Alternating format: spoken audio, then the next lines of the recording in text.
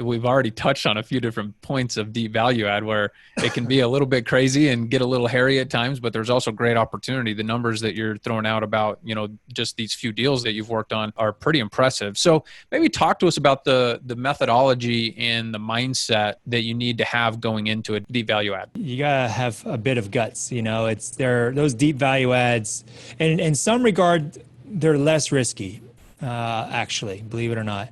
And they're less risky in some regard because you've got so much money. And by deep value add, just to be clear, to put some brackets on it, 25,000 a unit or more. I mean, I've heard people talk about, oh, they're doing a big value add and it's 10,000 a door. I'm like, get out of my face. Like, right. That is not a big value add.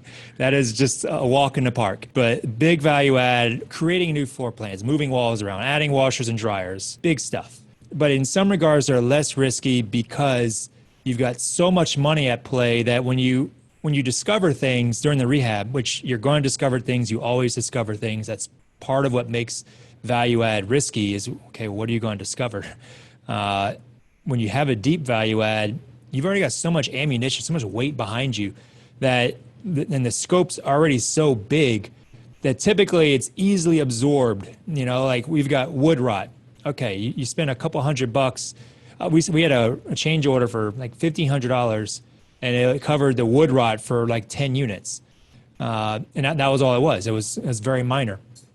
And that was on a case-by-case basis. So whereas if we didn't have a big rehab, you'd have to then pay to change the wood and then put the sheetrock back together and other cosmetic changes. So for us, a lot of the cosmetic stuff's already included and we'll fix all that. So you're really just paying for just the actual structural component of it. Where it's challenging is the execution side. So case in point, we're doing this big rehab.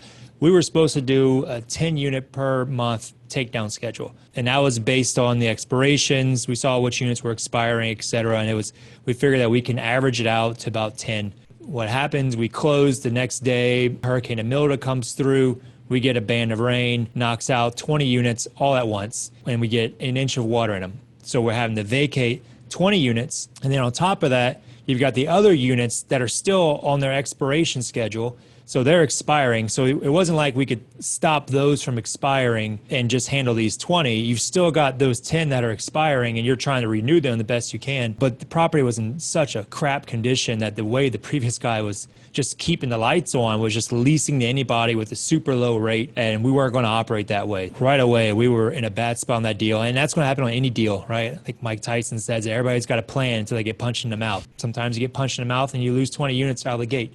The day after that, or for us, it was literally the day of, the end of that day for the closing. Once you walk away from that closing table, gloves are off and you're going to war.